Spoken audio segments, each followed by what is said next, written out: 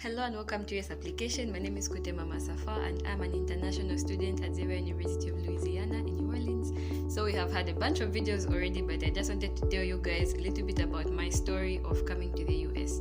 So I'll try to condense this as much as I can because there's a lot. But I completed school in 2017 at Fatima Girls, and coming to the US wasn't anywhere in my agenda or anywhere on my radar. Just I said in my intro video that I didn't even think it was possible. So UNZA was my dream, and that was what I was thinking when I completed school.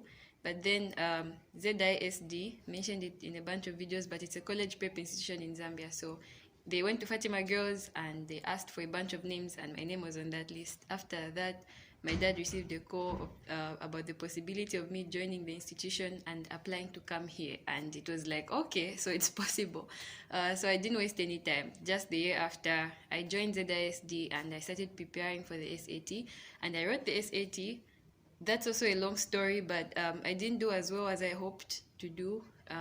Right after that, since ZISD is in Lusaka, I had been there for some time, so I went back to Chingola and I basically applied on my own. So I didn't really know the ins and outs of the application. I would say that's one thing that stopped me from getting into a school, because I didn't get in the first time I applied. So I applied to 20 schools using the common application, and there's a lot that I didn't know, so I applied and I didn't get accepted. So after that, in my head, I was like, okay, I'm done. Because that was now, because, taking a gap year would be what I would have to do if I wanted to get a bursary at UNZA. So that was like, okay, I'm still in the plan. I'm going to apply to UNZA. But my parents were there.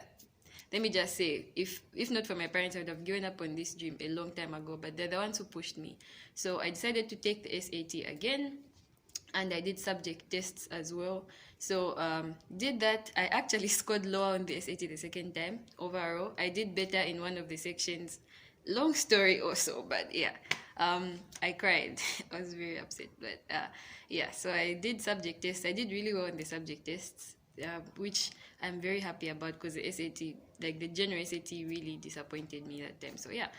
I wrote subject tests and I applied again on my own. I did not learn.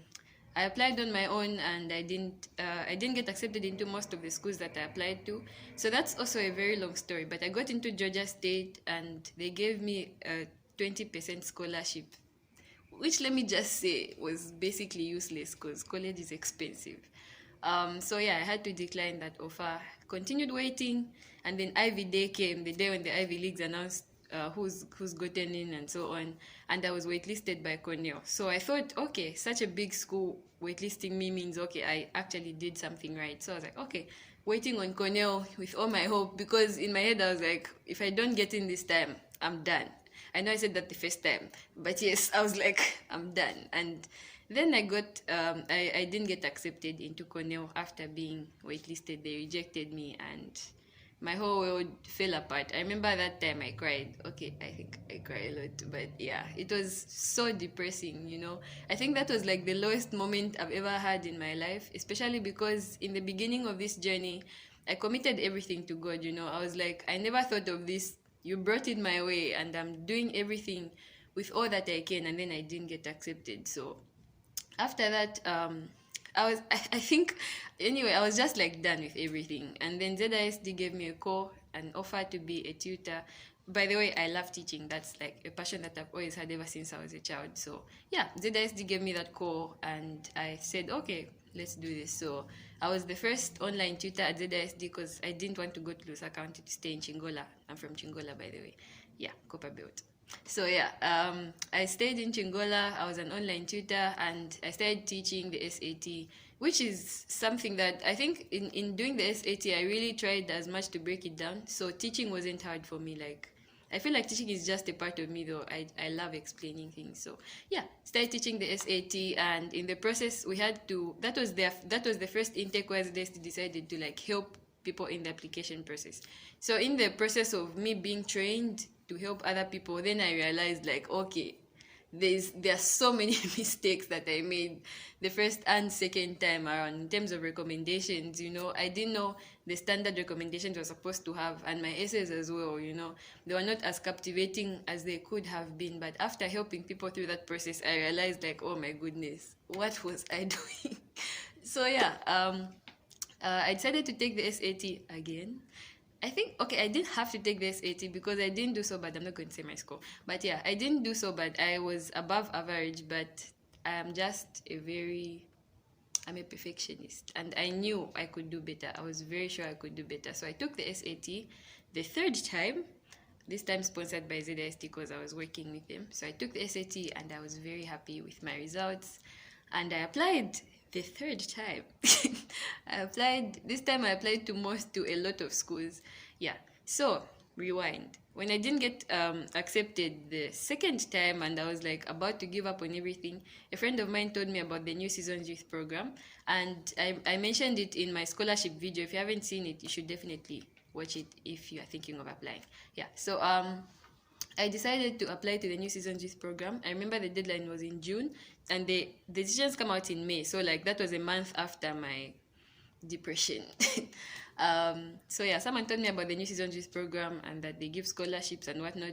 I didn't know that I was applying for like the following year because in my head I was like, I'm not applying again. But I applied to the New Seasons Youth Program and I got into. I remember I applied like at 23:58. Like it.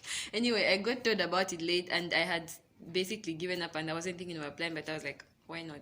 So I applied like last minute, submitted my application. I got an interview and I got into the New Season Youth Program, and they started guiding me as well through the application process. So while I was working at ZISD, I was also under the New Season Youth Program, and they applied to a bunch of schools. That's when I got introduced to the Black Common app.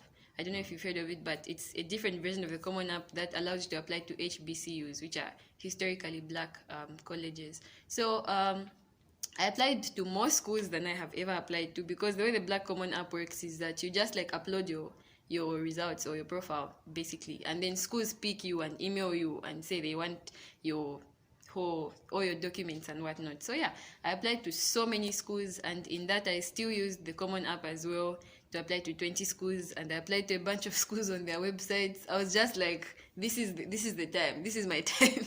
So yeah, I applied to so many schools and I got accepted into a lot of schools. The first two times, like I said, there's just a lot that I didn't know. My application really wasn't up to standard, but the last time around I got into so many schools.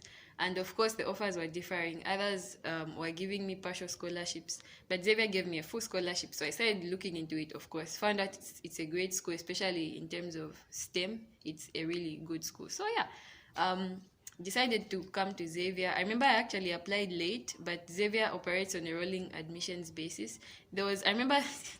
I don't want to make this video very long, but yeah, there was like a form I was supposed to fill in, but it was complicated to do because like I thought a court official had to sign. Anyway, that's what the form said. Anyway, everything got resolved and I applied late and I got a full scholarship. I really saw the hand of God. Like I said, I reached the point where I got depressed and I was like, I'm done. I actually also applied to UNZA and I got in early admissions, but I was like, no, that's not what I want to do. Where you just have this conviction and you're so certain that that's what you're supposed to do.